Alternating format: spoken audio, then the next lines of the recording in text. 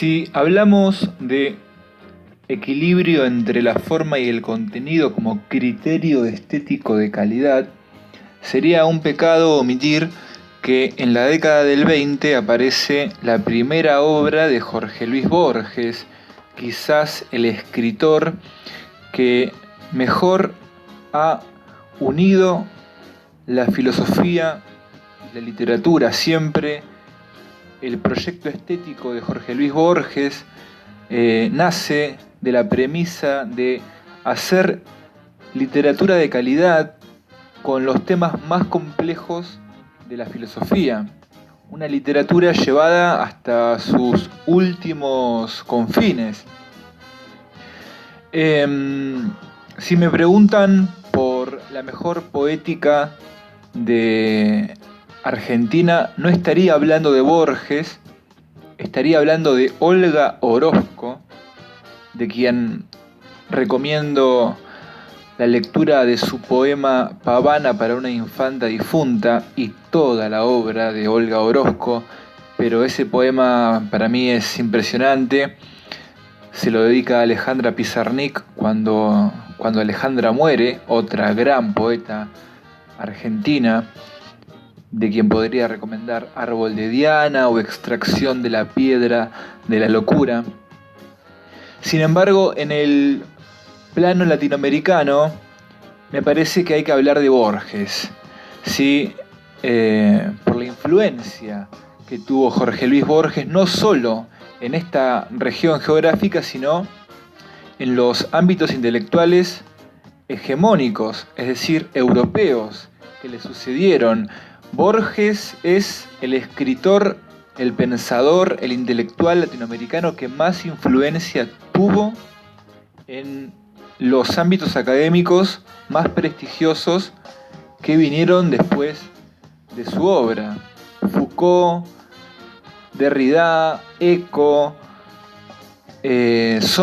Lacan, son todos autores de los más importantes de la segunda mitad del siglo XX y todos citan a Borges.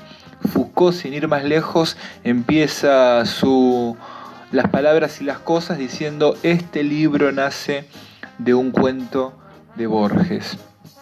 Pero antes de pasar a un poema de Borges, hay que hacer mención del primer nombre propio de peso de la literatura latinoamericana, siglo XVII, un momento histórico en donde prácticamente se le estaba vedado a la mujer el escribir y el leer, y Sor Juana Inés de la Cruz, nacida en México, va a dar vida a una obra de una excelsa calidad, máxime en su poema Primero Sueño, compuesto por 975 versos, cargado de grandes metáforas, intertextualidades, alegorías, donde se duda justamente de la realidad y del sueño, algo que a Borges le encantaba hacer con gran maestría en su obra, tanto poética como narrativa y ensayística, que muchas veces se mezclaban. Los géneros en los textos de Borges suelen estar poco claros, poco claramente definidos. Podríamos analizar grandes poemas borgesianos como el poema Conjetural o la segunda parte de Ajedrez, que es magnífica, pero a los fines de este video vamos a analizar su poema Arte Poética. Cuando estamos leyendo poesía y nos topamos con un poema que lleva por nombre Arte Poética, tenemos que saber que estamos en presencia de un poema que va a reflexionar sobre lo que es la poesía. Es decir, un poema en donde hay metapoesía, la poesía que reflexiona sobre la poesía. Y este es el poema de Jorge Luis Borges titulado Arte Poética. Mirar el río hecho de tiempo y agua, y recordar que el tiempo es otro río, saber que nos perdemos como el río y que los rostros pasan como el agua, sentir que la vigilia es otro sueño, que sueña no soñar y que la muerte que teme nuestra carne es esa muerte de cada noche que se llama sueño. Ver en el día o en el año un símbolo de los días del hombre y de sus años, convertir el ultraje de los años en una música, un rumor y un símbolo. Ver en la muerte el sueño, en el ocaso un triste oro, tal es la poesía, que es inmortal y pobre. La poesía vuelve como la aurora y el ocaso. A veces, en las tardes, una cara nos mira desde el fondo de un espejo. El arte debe ser como ese espejo que nos revela nuestra propia cara. Cuentan que Ulises, harto de prodigios, lloró de amor al divisar su Ítaca, verde y humilde. El arte es esa Ítaca de verde eternidad, no de prodigios.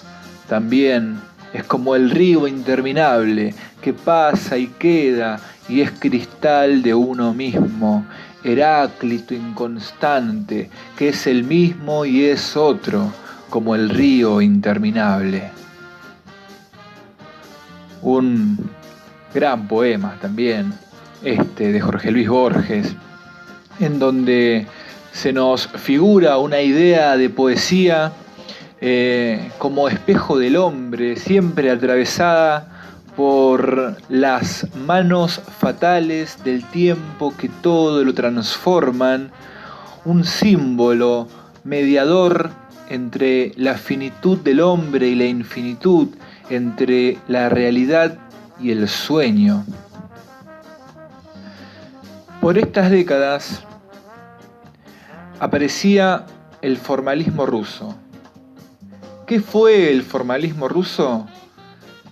El formalismo ruso es considerado el movimiento fundador de la teoría literaria propiamente dicha. Su texto quizás más importante es El arte como artificio, de Víctor Shklovsky. El formalismo ruso, influenciado por el positivismo, que era esta gana de la ciencia social de parecerse en su metodología a las ciencias duras, o sea, ostentar una epistemología mucho más rigurosa en los estudios. El formalismo ruso procuró definir la literatura no desde la opinión de los literatos prestigiosos que decían esto es literatura, esto no, sino descubrir en los textos aquello que hace que un texto sea literario, lo que denominaban literaturiedad. Y la respuesta que se da en el arte como artificio es el extrañamiento. Cuando un texto se corre del lenguaje coloquial, del lenguaje cotidiano, y la forma se oscurece, ahí hay literatura. Y voy a citar un pequeño fragmento de Víctor Shklovsky para después conectarlo con el poeta chileno Vicente Huidobro y con su arte poética, ¿sí?, que me parece guardan una conexión bastante en sintonía. Dice Shklovsky, en El arte como artificio, la finalidad del arte es dar una sensación del objeto como visión y no como reconocimiento. Los procedimientos del arte son el de singularización de los objetos y el que consiste en oscurecer la forma.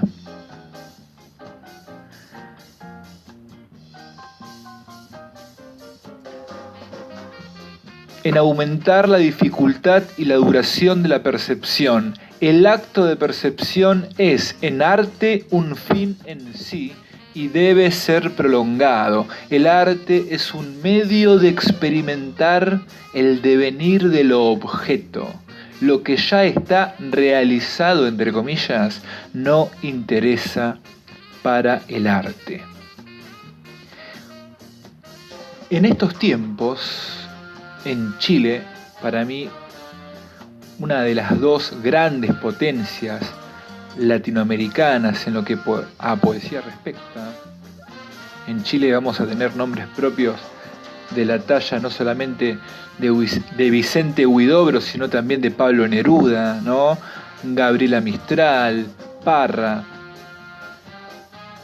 Bueno, Vicente Huidobro también tiene su arte poética que dice lo siguiente: que el verso sea como una llave que abra 1000 puertas, una hoja cae, algo pasa volando, cuanto miren los ojos creado sea y el alma del oyente quede temblando. Inventa mundos nuevos y cuida tu palabra, el adjetivo cuando no da vida mata. Estamos en el ciclo de los nervios, el músculo cuelga como recuerdo en los museos, mas no por eso tenemos menos fuerza, el vigor verdadero reside en la cabeza. ¿Por qué cantáis la rosa, oh poetas? Hacedla florecer en el poema, solo para nosotros viven todas las cosas bajo el sol. El poeta es un pequeño dios. Justamente el movimiento estético que propone Huidobro y que él mismo denomina creacionismo viene de la mano con su arte poética, ¿verdad?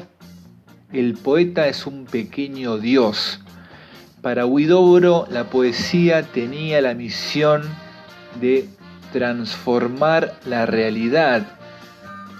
Y dice, ¿por qué le cantáis a la rosa, poetas? No, hacedla florecer en el poema. ¿Y qué decía Shklovsky en El arte como artificio? Experimentar el devenir del objeto, no la descripción de lo que ya está realizado. Experimentar el devenir del objeto. Gran poeta Vicente Huidobro propone a priori una empresa aparentemente muy difícil, ¿no? Pero créanme que lo logra. En su obra poética lo logra sobre todo en Altazor. Enorme libro de Vicente Huidobro, Altazor. Un libro de un prólogo poético y 7 poemas de considerable extensión, que es realmente un viaje mágico, impresionante. Uno queda pasmado al leerlo.